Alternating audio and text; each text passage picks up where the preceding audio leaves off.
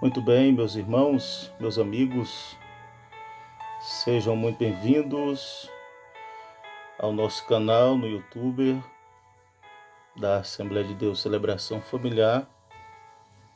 Quem fala com você é o pastor Sullivan Eduino. Uma alegria poder, mais uma vez,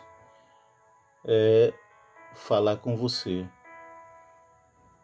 Ainda estamos nesse período de pandemia e nós que estamos aqui no norte do estado do Acre, no município de Epitaciolândia, fronteiriço aqui com a Bolívia, com o Peru.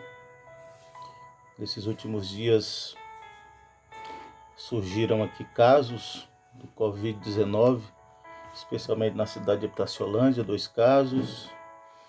Em Brasileia, mais um caso.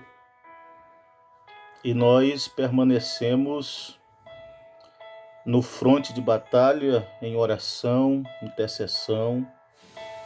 Como filhos de Deus, como igreja de Cristo, nós estamos orando para que o Senhor traga livramento ao nosso povo, à nossa nação, de forma que nós precisamos estar unidos no amor de Cristo, unidos na fé e na esperança de que Deus trará um tempo de paz para a nossa nação, para o nosso povo e também as outras nações que enfrentam essa mesma problemática. Hoje, sábado, amanhã o domingo, segundo domingo de maio, celebra-se o Dia das Mães. Será um Dia das Mães atípico. Muitos de nós não poderemos estar reunidos com nossas mães devido ao isolamento social, mas existe esperança. A nossa fé está firmada em Deus. A nossa fé está firmada na palavra de Deus. Eu quero compartilhar com você em Neemias, o capítulo 1, os versículos 3 a seguir, que diz assim: E disseram-me os restantes que não foram levados para o cativeiro, já na província estão em grande miséria e desprezo, e o muro de Jerusalém fendido e as suas portas queimadas a fogo. E sucedeu que, ouvindo eu essas palavras, assentei-me e chorei e lamentei por alguns dias, estive jejuando e orando perante o Deus dos céus. Então nós temos aqui no livro de Neemias uma história vibrante, uma história que desperta a nossa atenção, alimenta a nossa fé, quando um homem por nome Neemias, estando no palácio real, estando a serviço do rei. Neemias, na verdade, era o copeiro do rei, alguém que estava muito próximo do rei. E ele recebeu notícias de Jerusalém. E as notícias que ele recebe são notícias que trazem preocupação, que trazem pesar no seu coração. Havia, na verdade, uma devastação na sua cidade estava destruída, seu povo estava vivendo o cativeiro e alguns haviam ficado ali em Jerusalém. E Neemias procura saber sobre os seus irmãos. Isso nos faz pensar que nós estamos vivendo esse tempo e que haja em nós a mesma atitude de procurar saber sobre os nossos irmãos, sobre aqueles que estão numa situação mais vulnerável, numa situação mais difícil. Neemias estava no palácio, podia muito bem dar continuidade à sua vida, sem preocupar-se com aqueles que tinham ficado para trás, mas ele procura saber. e a informação que ele recebe é de miséria, de desprezo. O muro, que tinha uma representação muito grande para os judeus, estava fendido, as portas estavam queimadas a fogo.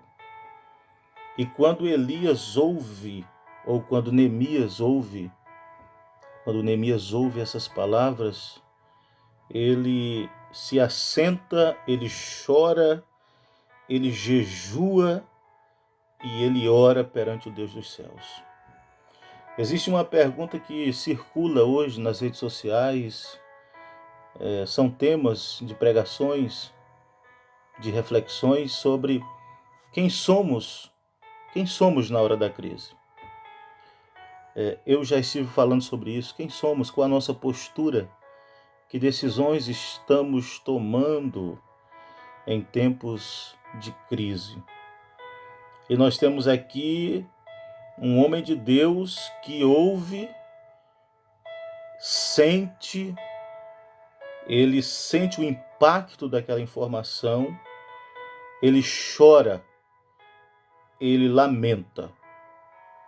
Mas, na verdade, o que havia na vida de Neemias não era um descontrole emocional, ainda que ele sofresse pressões emocionais, todos sofremos, mas ele não ficou apenas nisso. Ele não estava apenas no choro e na lamentação. Isso por alguns dias. Ele chora, ele lamenta. Isso é natural do ser humano. Nós sentimos, nos emocionamos, às vezes pensamos em desistir, em não continuar. Às vezes a situação que nós estamos vivendo, ela nos diz que nós não vamos conseguir, que nós não vamos chegar ao porto, ao ponto desejado. Mas depois de alguns dias, não só de choro e não só de lamentação, ele também jejua. Ele estava jejuando, ele estava orando perante o Deus dos céus. E isso faz toda a diferença na sequência da vida de Neemias, nas tomadas de decisões que ele teria que fazer logo à frente. A oração, o jejum, a comunhão com Deus, a contrição diante do Senhor. Ele busca a orientação de Deus. Ele pede o socorro de Deus. Ele pede a ajuda de Deus. Ele agora estava diante de uma situação aparentemente fora de controle. O que um simples copeiro de um rei poderia fazer diante de uma nação destruída, avassalada, uma nação que estava vivendo o cativeiro, a opressão. Isso nos faz pensar que não importa a posição que nós tenhamos, não importa se nós estamos em altas posições ou não, mas as decisões que nós tomamos, aquilo que realmente nós queremos fazer, o nosso grau de confiança, o nosso grau de entrega a Deus. E Neemias mostra a sua entrega a Deus, o seu comprometimento com o seu povo, com a sua nação. Às vezes nós precisamos saber o nosso grau de comprometimento com o reino de Deus, com a obra de Deus, com as coisas de Deus, com a palavra de Deus. E Neemias, depois desse tempo, ele toma atitudes que vão revolucionar, atitudes que serão importantes para a reconstrução da sua cidade. Porque depois do choro e da lamentação, depois da oração, do jejum, 52 dias depois, Neemias está diante de uma grande obra realizada, de um grande feito realizado. E lendo esse livro nós vamos aprender que ele sofreu resistência. As pessoas que estavam ao seu entorno não acreditavam naquilo que ele estava realizando.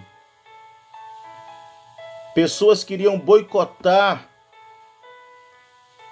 o sonho, o projeto de Neemias. Mas ele foi adiante, ele prosseguiu, ele avançou. Porque antes de tomar uma decisão, antes de tomar qualquer atitude, ele havia estado com Deus.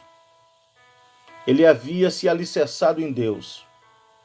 E esse tempo que nós estamos vivendo é o tempo de nós nos voltarmos para Deus, nos alicerçarmos em Deus e sabermos que aquilo que Deus tem projetado para a nossa vida é muito maior do que qualquer crise, do que qualquer informação, por mais difícil que seja. Quando Jairo foi buscar a ajuda do Senhor Jesus, sua filha estava doente e houve ali um agravamento daquela crise. Alguém se aproximou e disse: não incomode mais o mestre, sua filha morreu. Jesus olhou para ele e disse: não temas, creia somente. E que essa palavra fique plantada, que essa palavra fique arraigada no seu coração. Não desista de lutar, de viver. Não desista de prosseguir servindo ao Senhor. Não desista dos sonhos que Deus plantou no seu coração, nas coisas boas que Deus plantou na sua vida. Siga em frente. Não temas, não tenha medo. Neemias, ele foi tomado pela convicção de que Deus iria realizar coisas maravilhosas através da vida dele. E eu quero dizer a você que Deus quer fazer coisas maravilhosas nessa terra através da sua vida e da sua família. Que Deus te abençoe. Eu oro para que a bênção de Deus se apegue à sua vida, se apegue à sua família. Receba na sua casa, aonde você estiver, a bênção do Deus Todo-Poderoso.